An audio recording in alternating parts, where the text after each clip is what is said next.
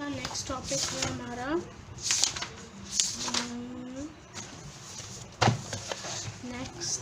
है हमारा हमारा लार्ज नंबर इन प्रैक्टिस, मतलब हम बड़े बड़े नंबर से कैसे पढ़ेंगे। ठीक है, in our daily life we come across many situation where we use smaller and larger units of length, mass and capacity for our convenience. हम अपनी डेली लाइफ में बहुत सारी ऐसी सिचुएशन से आती हैं जिसमें हम मास, लेंथ और कैपेसिटी की बहुत सारी यूनिट्स को यूज़ करते हैं। जैसे यूनिट्स ऑफ लेंथ दें, यूनिट ऑफ लेंथ में 1 सेंटीमीटर, 1 सेंटीमीटर बराबर कितना होता है 10 मिलीमीटर। 1 सेंटीमीटर बराबर 10 मिलीमीटर, मतलब 1 सेंटीमीटर 10 मिलीमीटर के इक्वल होता है। 1 मीटर में कितने सेंटीमीटर्स होते हैं 100 सेंटीमीटर्स। 1 सेंटीमीटर में 10 मिलीमीटर होते हैं और 1 मीटर में 100 सेंटीमीटर्स होते हैं। 1 किलोमीटर में कितने मीटर्स होते हैं 1000। ठीक है, अब हमें देखो 1 सेंटीमीटर में 10 मिलीमीटर होते हैं, 1 सेंटीमीटर में 10 मिलीमीटर होते हैं।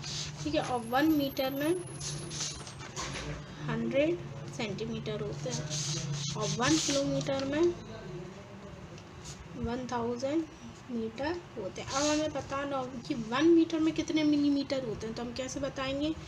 हमें पता है 1 मीटर में 100 सेंटीमीटर होते हैं और 1 सेंटीमीटर में कितने मिलीमीटर होते हैं 10 होते हैं, तो हम इस 100 सेंटीमीटर का मल्टीप्लाई 10 से कर देंगे।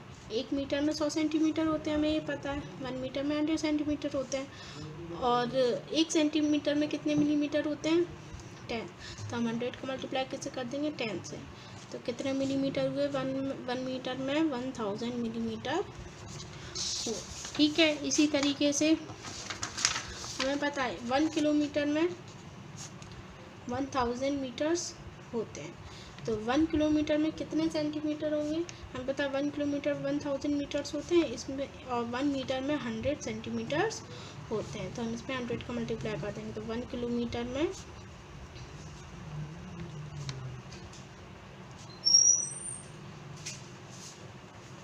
1 किलोमीटर में 1 लाख सेंटीमीटर होते हैं।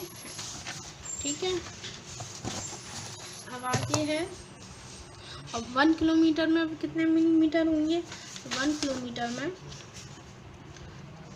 कितने मिलीमीटर होंगे, अब पता है 1 किलोमीटर में 1 लाख सेंटीमीटर होते हैं 1 लाख सेंटीमीटर। ठीक है, और 1 सेंटीमीटर में कितने मिलीमीटर होते हैं 10, तो हम 1 लाख सेंटीमीटर का 10 से मल्टीप्लाई करेंगे तो हमारा कितना आ जाएगा 10 लाख,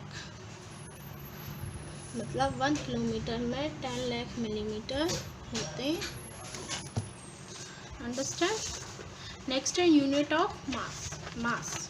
ये तो हमारी थी लेंथ की, अब हमारी है लेंथ मतलब लंबाई, अब है मास मतलब वजन। 1 ग्राम में कितने मिलीग्राम होते हैं, 1 ग्राम में 1000 मिलीग्राम होते हैं। 1 ग्राम में 1000 मिलीग्राम्स होते हैं।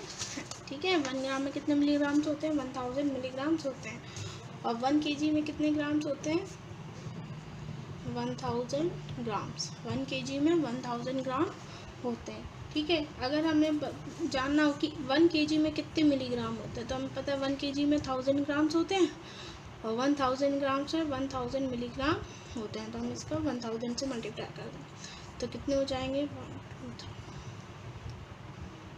10 लाख मिलीग्राम, मतलब 1 केजी में कितने मिलीग्राम्स होते हैं 10 लाख मिलीग्राम्स होते हैं। ये हो गई मास की। अब है कैपेसिटी मतलब क्षमता। कैपेसिटी की यूनिट्स देखें हम,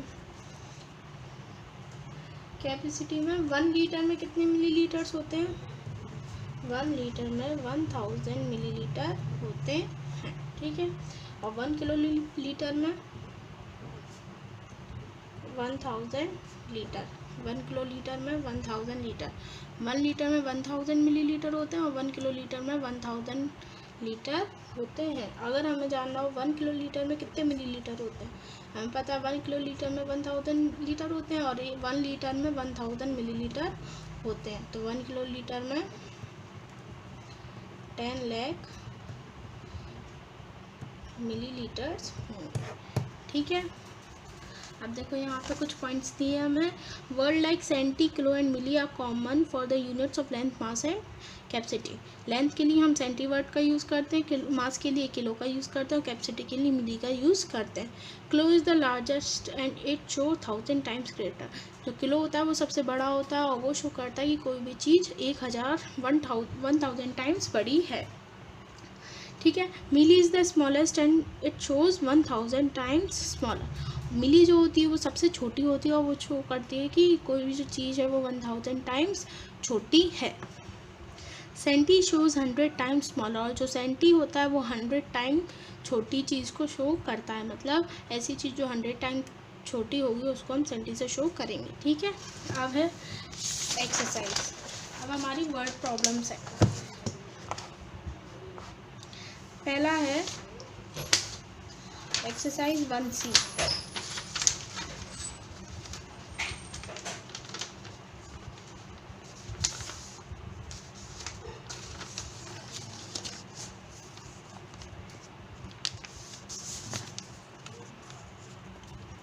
एक्सरसाइज 1C।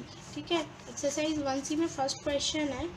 अभी सारी वर्ड प्रॉब्लम्स हैं तो हमें इन्हें लैंग्वेज के साथ सॉल्व करना पड़ेगा। हमें इनकी लैंग्वेज भी लिखनी पड़ेगी। फर्स्ट है, how much is 47,93,821 smaller than 1 crore.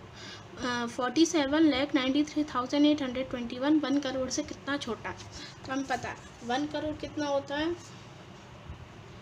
1 crore 1 और इसके बाद 7 ज़ीरोज़ 1 2 3 4 5 6 7, ये होता है 1 करोड़। ठीक है, हमें नंबर क्या दिया है 47,93,822। हमें बताना है कि इससे कितना छोटा होता है। तो on subtracting 47,93,821 from 1 crore, we get by how much it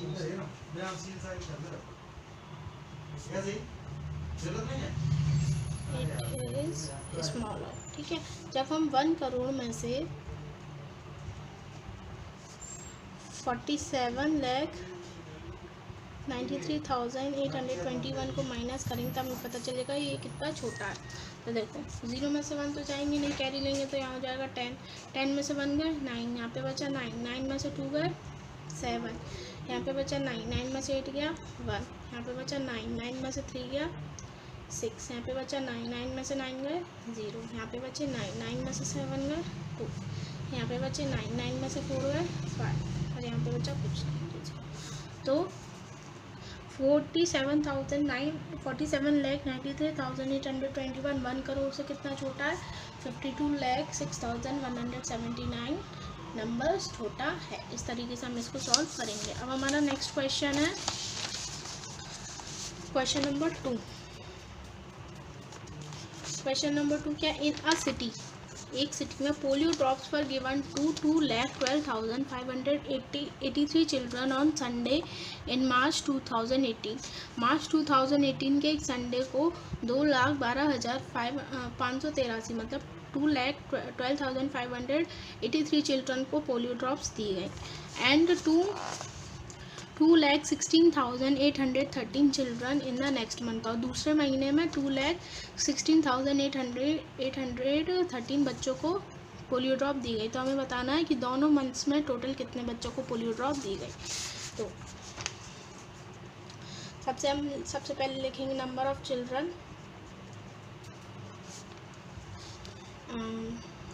children, और नहीं हम ऐसे लिखेंगे polio drops given to children in March 2018। कितने बच्चों को दिया गया, 2,12,583 3। और अगले महीने में तो polio drops given to children in next month. अगले महीने में कितने बच्चों को दिया गया? 2,16,813 बच्चों को। तो हमें बताना है टोटल कितने बच्चों को दिया गया। तो total number polio drops given to total children, total कितने चिल्ड्रंस को दिया गया। तो हमें क्या करना पड़ेगा, इन दोनों को प्लस करना पड़ेगा। इन दोनों को प्लस करो, देखो 3 + 3 6, 8 + 1 9, 8 + 5 8 और 5 कितने होते हैं 13 का 3, कैरी की 1, 6 और 2 8, 8 और 1 9, 1 और 1 2 और 2 और 2 4। तो टोटल कितने बच्चों को पोलियो ड्रॉप्स दी गई? 4,29,396 बच्चों को पोलियो ड्रॉप्स दी गई। ठीक है, सेम हमारा थर्ड क्वेश्चन है।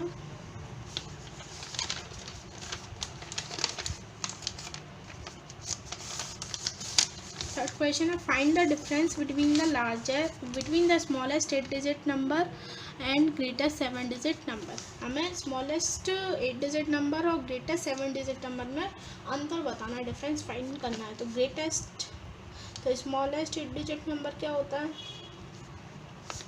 स्मॉलेस्ट 8 डिजिट नंबर क्या होगा? 1 बार 1 और 7 बार 0, मतलब 1 करोड़। और ग्रेटेस्ट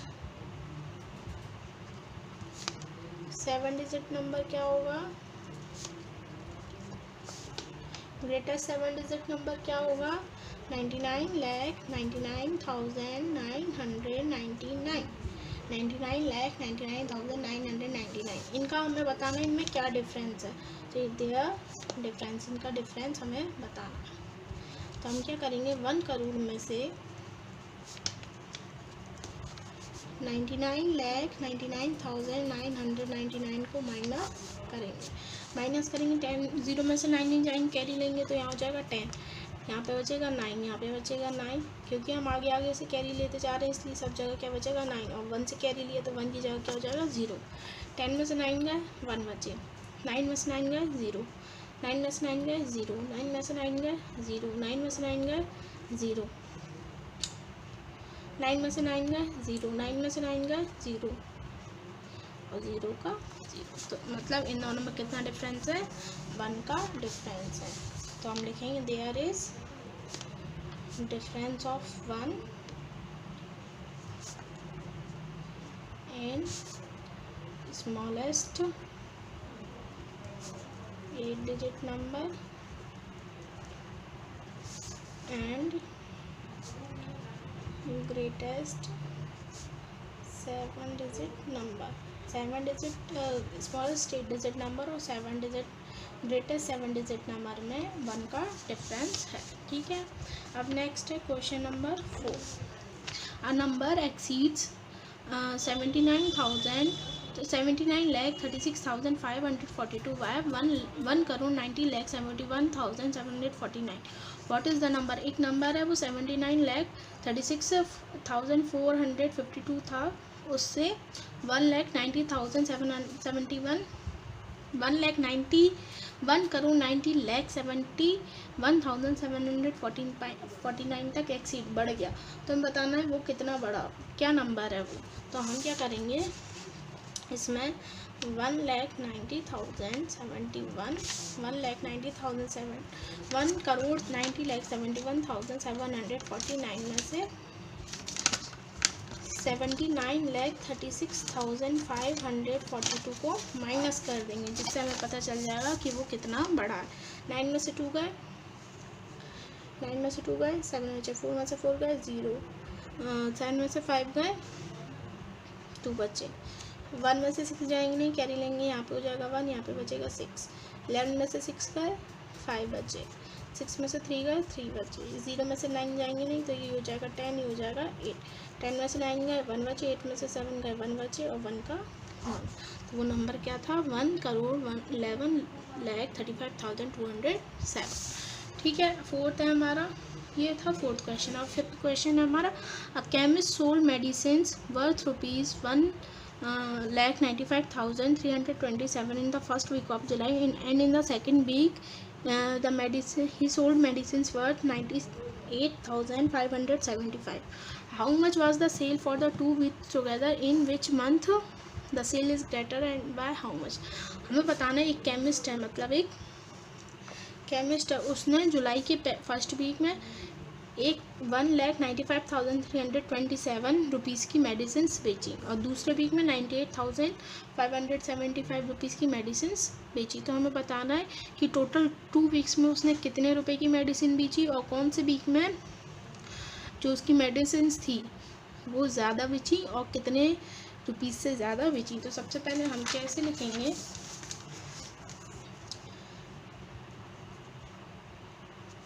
तो सबसे पहले हम लिखेंगे sale of medicine in first week of July. जुलाई के पहले वीक में कितनी सेल थी? ₹1,95,327 की। ठीक है, अब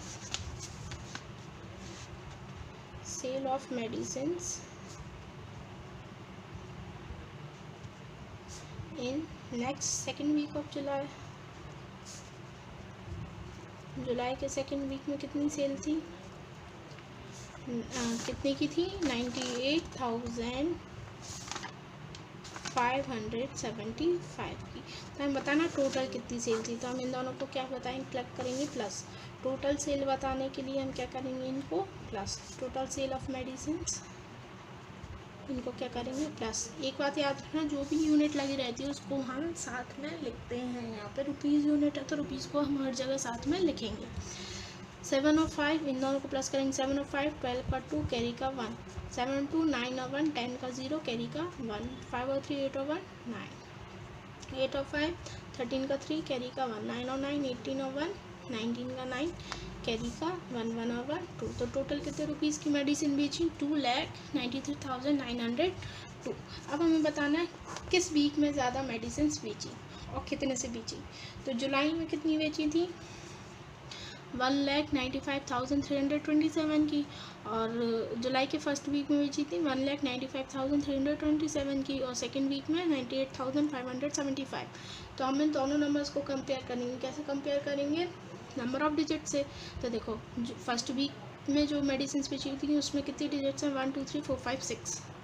ठीक है, और सेकेंड वीक में 5 डिजिट। तो कौन सी डिजिट बढ़ी हुई? 1,95,327 बढ़ी हुई। मतलब जुलाई के फर्स्ट वीक में ज़्यादा मेडिसिन बेची। ठीक है, तो हम लिखेंगे in first week of July more medicines are sold.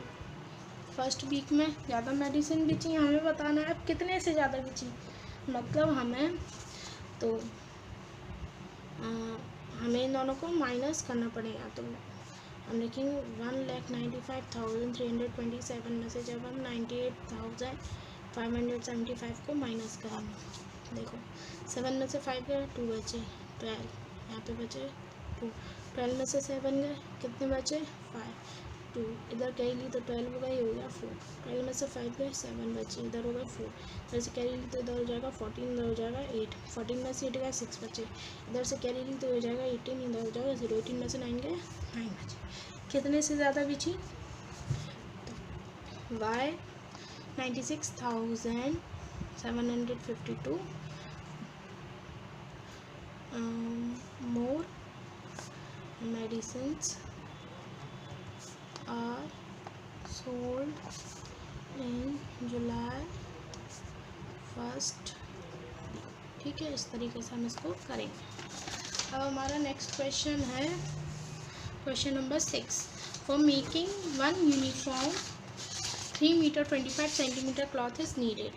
एक यूनिफॉर्म बनाने के लिए 3 मीटर 25 सेंटीमीटर क्लॉथ लगता है। How much length of cloth will be required for making 18 such uniforms. तो 18 यूनिफॉर्म बनाने के लिए कितना कपड़ा लगेगा? तो फॉर क्लॉथ रिक्वायर्ड, तो हम लिखेंगे क्लॉथ रिक्वायर्ड फॉर 1 यूनिफॉर्म, एक यूनिफॉर्म के लिए कितना लगता है? 3 मीटर 25 सेंटीमीटर। ठीक है, अब हमें कितना बताना है? 18 यूनिफॉर्म के लिए। तो cloth required for 18 uniforms, 18 uniforms के लिए कपड़े की लेंथ निकालने के लिए हम क्या करेंगे? 3 मीटर 25 सेंटीमीटर में हम 18 का मल्टीप्लाई कर देंगे। ठीक है, 3 मीटर 25 सेंटीमीटर में करो। 8 5 जा 40 का 0 कैरी की 4, 8 2 जा 16 और 4 20 का 0 कैरी की 2, 8 3 जा 8 1 जा 8 2 16 0 24, 24 और 2 26, 1 से करो 5 1 जा 5, 2 1 जा 2 और 3 1 जा 3, इन को प्लस करो 0 5 8 और 5। मतलब हमें कितना कपड़ा लगेगा? देखो दो नंबर्स के बाद सेंटीमीटर यूनिट लगेगी, 2 नंबर्स के बाद सेंटीमीटर यूनिट और बाकी के बचे के बाद मीटर। तो हमें 58 metre 50 centimetre cloth is required for making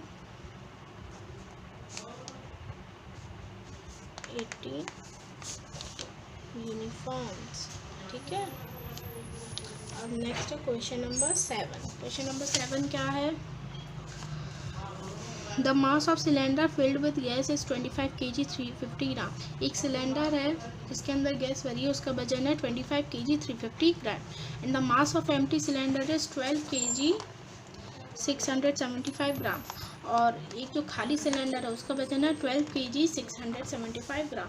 तो हम बताना what is the mass of gas contain in 25 such cylinder. तो 25 सिलेंडर में भरी हुई गैस का वजन कितना होगा? तो हम सबसे पहले लिखेंगे mass of cylinder filled with gas से भरे सिलेंडर का वजन कितना है? 25 kg 350 ग्राम्स। ठीक है, और mass of empty cylinder, mass of empty cylinder खाली सिलेंडर का वजन कितना है? 12 kg 675 ग्राम। ठीक है, 12 kg 675 ग्राम। इससे हमें क्या नहीं मिल जाएगी? गैस की क्वांटिटी मिल जाएगी, क्योंकि खाली सिलेंडर का वजन 12 किलो 675 ग्राम है और गैस सिलेंडर में गैस भरने के बाद उसका वजन हो गया 25 kg 350 ग्राम। तो हम सिर्फ गैस का, तो मास ऑफ गैस निकालने के लिए हम क्या करेंगे? 25 kg 350 ग्राम में से हम 12 kg 675 ग्राम को माइनस करेंगे। तो ग्राम के नीचे ग्राम, 10 में से 5 गए, 5 बचे, यहाँ पे बचे 4, 14 में से 7 गए, 7 बचे, यहाँ पे बचे 2, 2 में से 12 में से 6 गए, कितने बचे? 6 kg का kg, यहाँ पे बचे 4, 4 में से 2 गए, 2 बचे, 2 में से 1 गए, 1 बचे। मतलब गैस का मास कितना है? 12 kg 675 ग्राम। अब हमसे क्या पूछा है? What is the mass of gas contain in 25 such cylinder. अब 25 सिलेंडर का मास निकालना है, 25 सिलेंडर में गैस का वजन निकालना है हमने। तो यहाँ 1 सिलेंडर का निकाला, तो 25 सिलेंडर्स का निकालेंगे। तो mass of gas in 25 cylinder, इसमें हम क्या करेंगे? 12 kg 675 ग्राम में हम 25 का मल्टीप्लाई करेंगे। 5 5 जा 25 का 5 कैरी की 2, 5 7 जा 35, 35 और 2 36, 37 का 7 कैरी की 3, 6 5 जा 30 और 3, 33 का 3 कैरी की 3, 5 2 जा 10, 10 और 3 13 का 3 कैरी का 1, 5 1 जा 5, 5 और 1 6। ठीक है, 2 5 जा 10 का 0 कैरी की 1, 2 7 जा 14 और 1 15 का 5 कैरी की 1, 2 6 जा 12 और 1 13 का 3 कैरी की 1, 2 2 जा 4 और 1 5 और 2 1 जा 2, कितना 5 7 8 6 11 6 और 5 11 का 1 कैरी की 1 2 और 1 3। कितना आ गया 316875। अब इसको किलोग्राम और ग्राम में एक्सप्रेस करेंगे। देखो 3 नंबर्स के बाद ग्राम लिखा है तो 3 नंबर्स के बाद ग्राम और बाकी बचे नंबर्स के बाद केजी। तो mass of gas in 25 cylinder, 25 cylinder में गैस का वजन कितना हो गया इज 316 kg 875 ग्राम। ओके, अब नेक्स्ट है Virat has so far score 6980 runs in test matches. Virat ने टेस्ट मैचेस में 6980 रन्स स्कोर कर ली। He wishes to complete 10,000 runs, और उसको 10,000 रन पूरे करने हैं। How many runs does he needed, और अब उसको 10,000 रन पूरे करने के लिए कितने रन की ज़रूरत है। तो हम इसको कैसे करेंगे, क्वेश्चन नंबर 8। सबसे लिखेंगे विराट स्कोर रन्स, नहीं सबसे पहले हम लिखेंगे runs he wishes to score. कितने रन स्कोर करना चाहता है वो 10,000, और स्कोर रन्स ही स्कोर, और उसने कितने रन स्कोर कर लिए 6980। तो उसको कितने और रन चाहिए, तो रन्स नीडेड कितने रन और चाहिए। तो हम क्या करेंगे 10,000 में से 6980 को माइनस करेंगे। 0 में से 0 गया 0, यहाँ पे 10 हो जाएगा। 10 में से 8 गए 2 बचे, यहाँ पे बचे 9, 9 में से 9 गए 0, यहाँ पे बचे 10, यहाँ पे भी बचे 9, 9 में से 6 गए 3 बचे, यहाँ पे बचे 0। तो उसको कितने रन और चाहिए 3020 रन और चाहिए। ठीक है, अब है 9th वाला। A man had 1,27,980 rupees with him. एक आदमी है उसके पास 1,27,31,980 रुपीज़ है। ही मेक्स अ विल, उसने अपनी एक विल बनाई, मतलब अपनी एक वसीयत बनाई। In this will he give 51,86,190 to his wife. उस विल में, उस वसीयत में उसने अपनी वाइफ, अपनी पत्नी को कितने रुपीज़ दिए 51,86,190। ठीक है, एंड 41,62,730 टू हिज सन, और अपने बेटे को कितने दिए 41,62,730 रुपीज़ अपने बेटे को दिए। And rest to his daughter, और जितने पैसे बचे उसने अपनी बेटी को दिए। तो हमें बताना है how much money was received by his daughter, उसकी डॉटर के पास कितने रुपए गए। तो सबसे पहले हम क्या करेंगे, देखो इसमें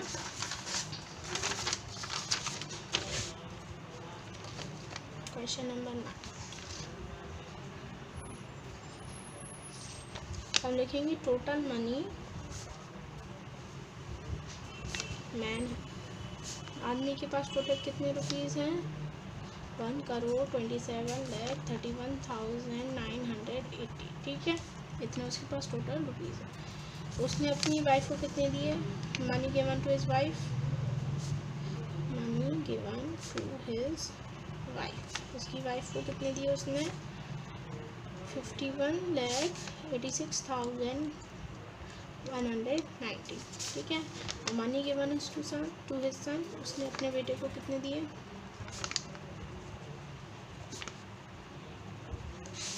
उसने अपने बेटे को कितने दिए 41,62,730 41,62,730 रुपीज़ अपने बेटे को दिए। तो हमें बताना है उसने अपनी वाइफ डॉटर को कितने दिए, और rest money was given to his daughter, और बचे हुए पैसे उसने अपनी बेटी को दिए। तो हमें बताना है उसकी बेटी को कितने रुपए मिले। तो सबसे पहले हम क्या करेंगे, इसमें जो उसकी वाइफ को पैसा मिला और जो उसके सन को पैसा मिला उन दोनों को हम प्लस करेंगे, टोटल देखेंगे कि दोनों को मिलाकर कितना पैसा मिला है। उसको हम जो टोटल पैसा मिला है उसको हम जो उसके पास मनी था मैन के पास उसमें से माइनस करेंगे। तो total money given to his wife and son उसकी पत्नी और बच्चे को कितने रुपीज़ मिले, तो पत्नी को कितने मिले थे 51,86,190 और बेटे को कितने मिले थे 41,62,730। इन दोनों को हम प्लस करें 0 0 0 9 और 3 12 का 2 कैरी का 1 7 1 8 और 1 9 6 और 2 8 8 और 6 14 का 4 कैरी की 1 1 और 1 2 और 1 3 और 5 4 9। तो दोनों को मिलाकर कितने रुपीज़ मिले उसको 93,48,920। तो अब हमें बताना है उसकी डॉटर को कितने रुपीज़ मिले। तो money received by his daughter, उसकी डॉटर को कितने मिले। तो मैन के पास पूरे पैसे कितने थे 1,27,31,920। इसमें से हम जो पैसे उनकी बीवी को मिले हैं और उसको मिले हैं पत्नी को और बेटे को, उसको माइनस करेंगे 93,48,920। कितने बच्चे 0 में से 0 गए 0, 8 में से 2 गए 6, 9 में से 9 गए 0। यहाँ पे 11 1 में से 8 जाएंगे कैरी लेंगे तो 11 हो जाएगा, 2 बचेगा 11 में से 8 गए 3, 2 में से 4 जाएंगे नहीं, इधर से कैरी लेंगे 12 और ये हो जाएगा 6, 12 में से 4 गए 8, 6 में से 3 गए 3, 2 में से 9 जाएंगे नहीं कैरी लेंगे हो जाएगा 12, यहाँ पे बचेगा 0, 12 में से 9 गए 3। तो उसकी बेटी को कितने रुपीज़ मिले 33,83,060। So his daughter received rupees 33,83,060। उसकी बेटी को कितने रुपीज़ मिले 33,83,060 रुपीज़ मिले। ठीक है, अब नेक्स्ट है 10th। The number of sheets of paper available for making notebooks is 72,000। Each sheet makes 8 pages of notebook. Each notebook contains 200 pages. How many notebooks can be made from the sheets available? एक sheet है notebook बनाने के लिए total number of sheets हैं 72,000 और एक sheet में से 8 पेजेस बनते हैं। तो हम बताना है, और एक नोटबुक में 200 पेजेस है, तो हम बताना है 7200 शीट में से कितने नोटबुक्स बनेंगे। तो हम क्या करेंगे इसमें, सबसे पहले हम लिखेंगे क्वेश्चन नंबर कौन सा है ये,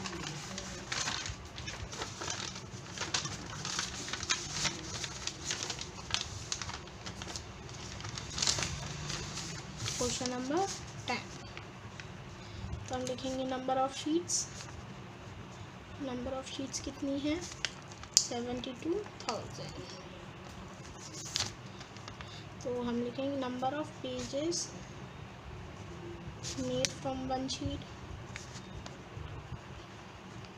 एक शीट में से कितने पेजेस बनते हैं 8 पेजेस। तो हम 72,000 शीट्स में बताएंगे कि 72,000 शीट्स में कितने पेजेस बनेंगे। तो number of pages made from 72,000 sheets. 72,000 sheets में से कितने पेजेस बनेंगे 72,000 में हम 8 का मल्टीप्लाई कर देंगे। तो 8 का 0 में करा तो 0, 8 का 0 में 0, 8 का 0 में तो 0, 8 2 जा 16 का 6 कैरी का 1, 8 7 जा 56 और 1 57। तो 72,000 शीट से कितने पेजेस बनेंगे 5,76,000 पेजेस बनेंगे। ठीक है, अब हम बताना वन नोटबुक कंटेन,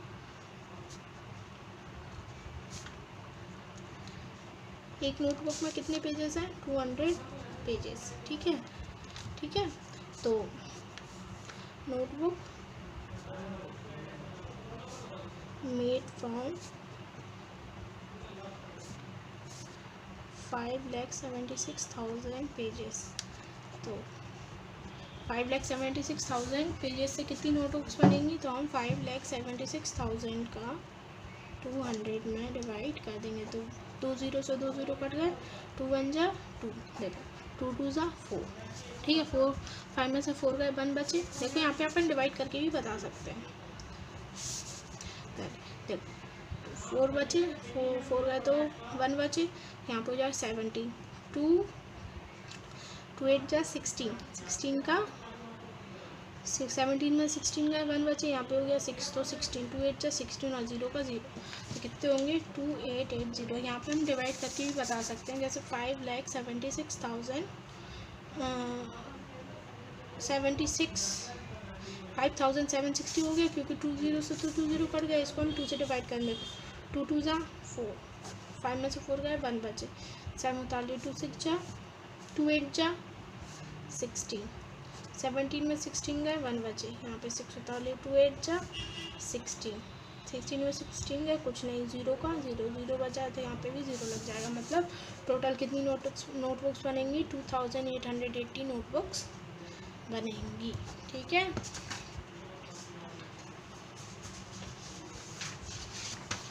अब नेक्स्ट है क्वेश्चन नंबर 11। अब क्वेश्चन नंबर 11, क्वेश्चन 11 क्या है, a builder built a block of 28 flats. Builder ने 28 फ्लैट का एक ब्लॉक बनाया। He wants to earn a total sum of 5,30,84,500। उसको उन फ्लैट से 5,30,84,500 रुपीज़ कमाने हैं। तो at what price he sell each flat, तो एक फ्लैट वो कितने रुपीज़ में बेचेगा। तो हम पहले लिखेंगे total number of flats, total flats कितने हैं 28। He wanted to earn money, amount he wanted to earn, amount he wanted to earn, कितने रुपीज़ वो अर्न करना चाहता है, 5,30,84,500। तो हमें बताना है कि एक फ्लैट कितनी कीमत पर बेचेगा। So price of one flat, एक फ्लैट की कीमत हमें बतानी है, तो हम क्या करेंगे, ये 5,30,84,500 को हम 28 से डिवाइड करेंगे। कैसे देखो, 2 से डिवाइड करेंगे सबसे, 2 1 जा 2, 2 4 जा 8, ठीक है, से हम डिवाइड करेंगे। तो हम डिवाइड करके देख लेते हैं, ऐसे आप नहीं कर पाओगे तो हम डिवाइड करके देख लेते हैं। 5,30,84,500, इसको हमें 28 से डिवाइड करना है। ठीक है, 28 से डिवाइड करेंगे, 28 का टेबल लिखेंगे हम यहाँ पर, 28 का टेबल लिख लेते हैं। 28 1 जा 28, 28 2 जा 56, 28 3 जा 84, ठीक है, 28 4 जा 2 10 112, 28 5 जा 140, 28 6 जा 6 168, 28 7 जा 196, 28 8 जा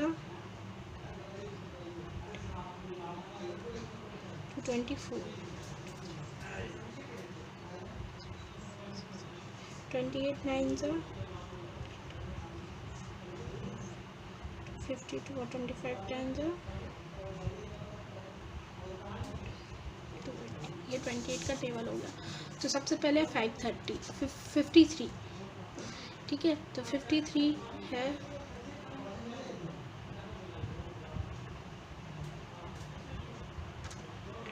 हम इसको डिवाइड करेंगे। 53 है, 53 देखो 28 की टेबल में 28 1 जा 21, 28 2 जा 56, 56 हो जाएगा तो 1 बढ़ जाएगा, 28 1 जा 28, ठीक है, 13 में से 8 गए, 5 बचे, यहाँ पे बचे 4, 4 में से 2 गए, 2 बचे। अब हम उतारेंगे 0, अब आ गया 280,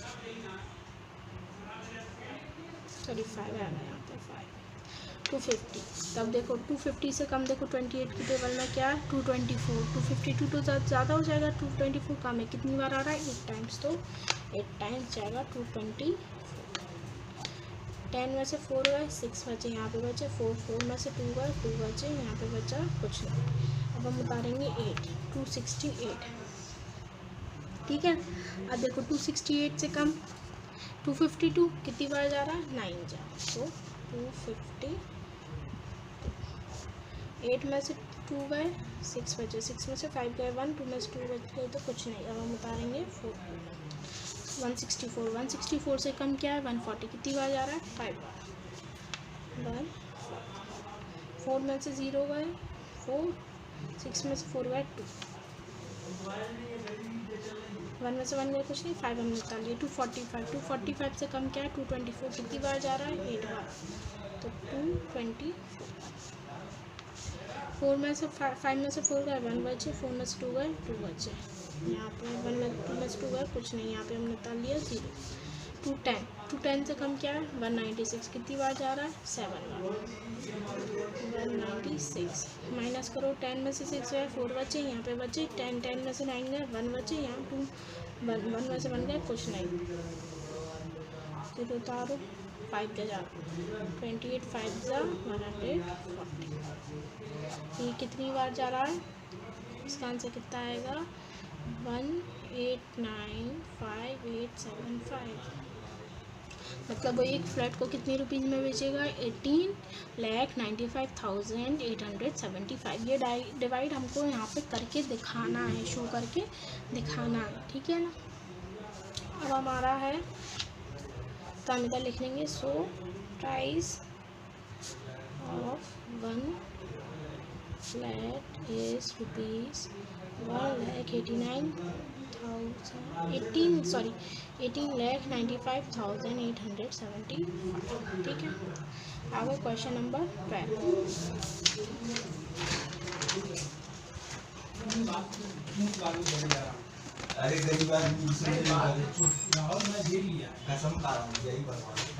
क्वेश्चन नंबर 12 है, a machine manufacture 2825 screws per day. एक मशीन एक दिन में 2825 स्क्रू बनाती है। How many screw did it produce in the year 2016। तो हमें बताना है उसने 2016 में कितने स्क्रू बनाए होंगे।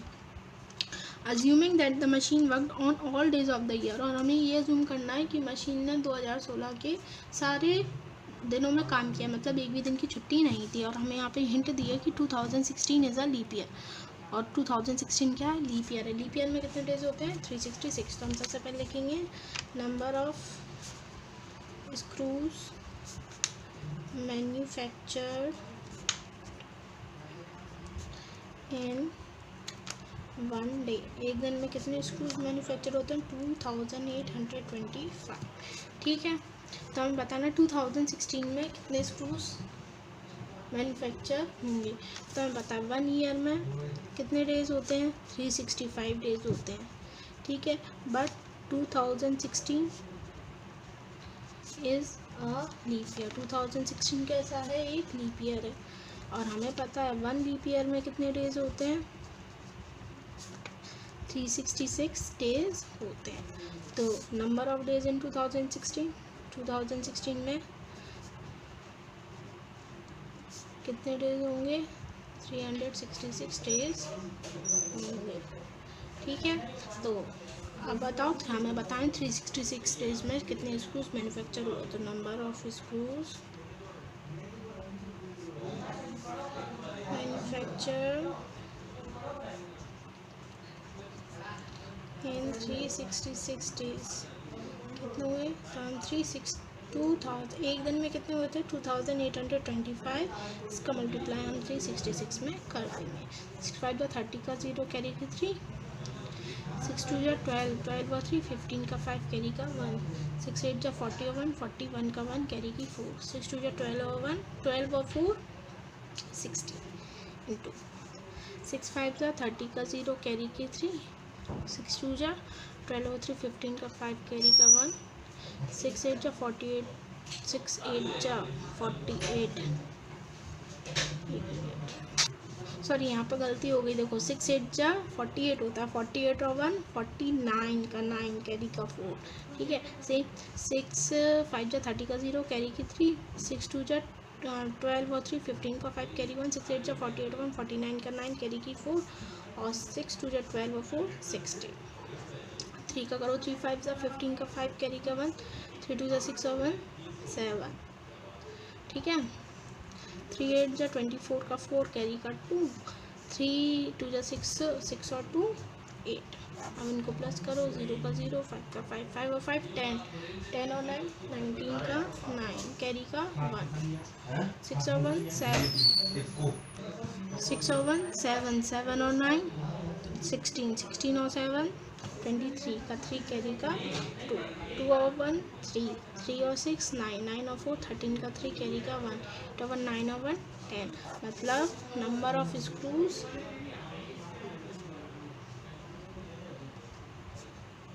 मैन्युफैक्चर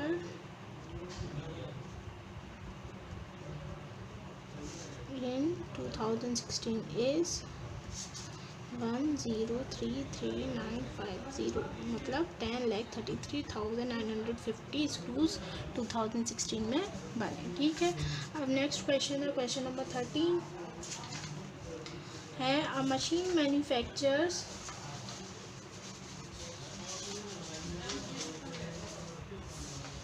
क्वेश्चन नंबर 13 है a merchant had A merchant had ₹78,952 with him. एक मर्चेंट के पास 78,592 रुपीज़ हैं. He placed an order for purchasing 54 bicycles at ₹970 each. उसने 54 बाइसिकल्स का ऑर्डर दे दिया और एक बाइसिकल कितने की आती है 970 रुपीज़ की. तो हमें बताना है कि 54 बाइसिकल्स खरीदने के बाद उसके पास कितने पैसे बचे. हाँ, हम क्या करेंगे देखो.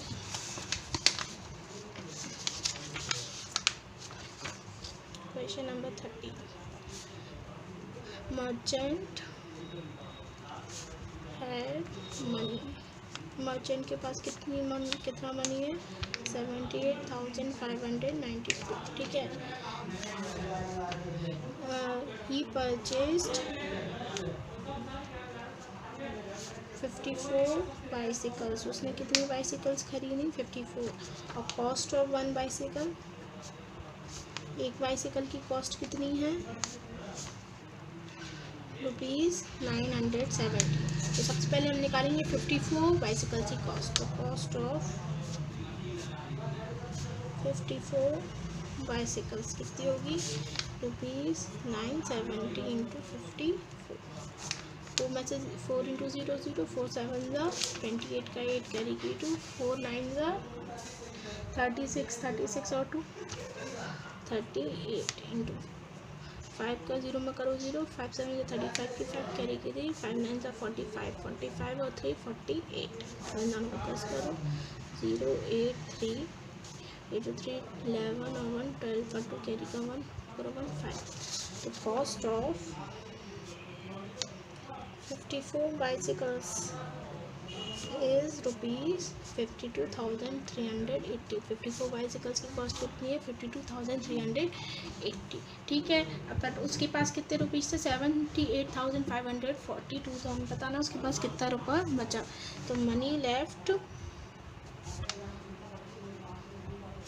विद मर्चेंट व्यापारी के पास कितना रुपया बचा. उसके पास टोटल मनी कितना था 78,542. उसने कितने रुपीज़ की बाइसिकल खरीदनी 52,380.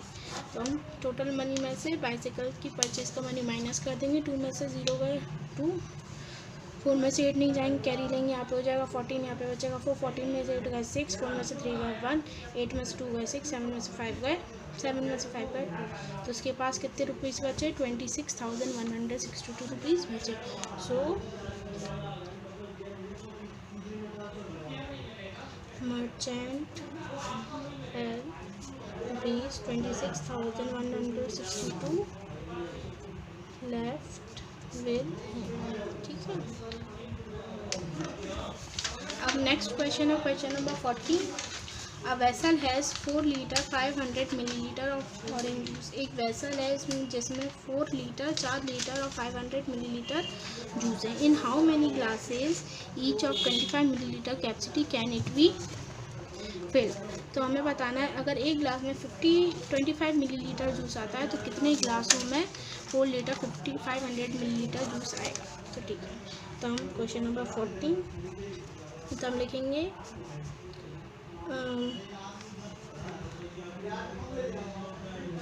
orange juice that vessel है. वेसल में कितना जूस है 4 लीटर 500 मिलीलीटर. ठीक है. और एक ग्लास की कैपेसिटी कितनी है? कैपेसिटी ऑफ 1 ग्लास, एक ग्लास की कैपेसिटी कितनी है? 25 मिलीलीटर। ठीक है, तो हम क्या करेंगे, सबसे पहले ये जो यूनिट दी है ना हमें, ये जो कैपेसिटी दी है ना 4 लीटर 500 मिलीलीटर, इसको हम से एक यूनिट में कन्वर्ट कर लेंगे, मतलब मिलीलीटर्स में ही कन्वर्ट करेंगे। तो देखो 4 लीटर हमें पता है 1 लीटर में कितने मिलीलीटर होते हैं? 1000 मिलीलीटर। तो 4 का 1000 में मल्टीप्लाई करेंगे plus 500 millilitre, 4 into 1000 4000 millilitre plus 500 millilitre, 4000 plus 500 4500 millilitre. मतलब एक वैसल में कितने मिलीलीटर जूस है? 4500 मिलीलीटर जूस है, और एक ग्लास की कैपेसिटी है 25 मिलीलीटर। तो number of glasses filled with juice, juice से कितने ग्लास भरेंगे? तो हम क्या करेंगे, जो टोटल जूस की कैपेसिटी है 45 मिलीलीटर, उसको हम 25 मिलीलीटर से डिवाइड कर देंगे। तो देखो 5 5 जा 25, 5 9 जा 45, 2 0 इक्वल 2 2 0, 5 1 जा 5, 5 1 जा 5, 5 8 जा 40 और 0। तो कितने ग्लासेस होंगे? 180 ग्लासेस। तो हम इसको डिवाइड करके भी बता सकते हैं। 4500 है, इसको 25 से डिवाइड कर, 25 1 जा 25, माइनस को 5 में से 5 गए 0, 4 में से 2 गए 2, 0 उतार लो 5, 25 8 जा 200, कुछ नहीं बचा, 0 बचा, 0 पर। ठीक है, तो 180 glasses be filled with 4 litre 500 millilitre juice. ठीक है, अब नेक्स्ट क्वेश्चन है, क्वेश्चन नंबर 50, लास्ट क्वेश्चन है हमारा। क्या?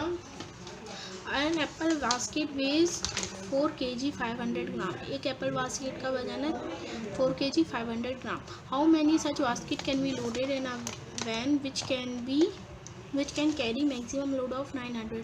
ऐसी कितनी बास्केट हम एक वैन में रख सकते हैं जो कि 900 kg वेट कैरी कर सकती है? तो हम सबसे पहले लिखेंगे क्वेश्चन नंबर 50।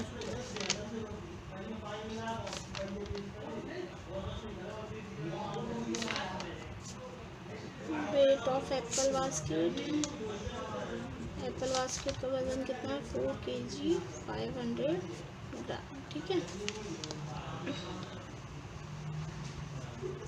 आप क्या लिखेंगे? हम वैन में कितना वजन आ सकता है? तो मैक्सिमम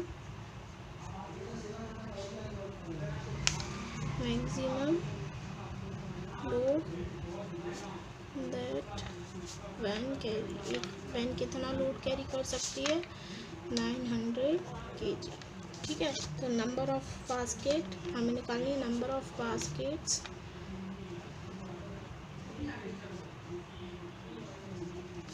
कैरीड इन वैन में कितनी बास्केट्स आ सकती हैं? तो सबसे पहले हम क्या करेंगे, इनको ये जो दो कैप्सूल हमें वो दिए हैं वेट्स, इनको हम लीस्ट यूनिट में कन्वर्ट करेंगे, मतलब इनको हम ग्राम में कन्वर्ट करेंगे। हमें पता 1 ग्राम में कितने, 1 किलो में कितने ग्राम होते हैं?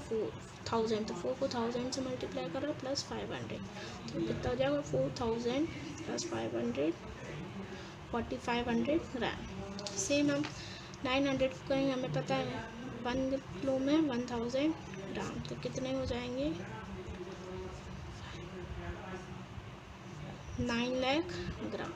तो हम क्या करेंगे, नंबर ऑफ बास्केट निकालने के लिए हम 9 लाख ग्राम को 4500 ग्राम से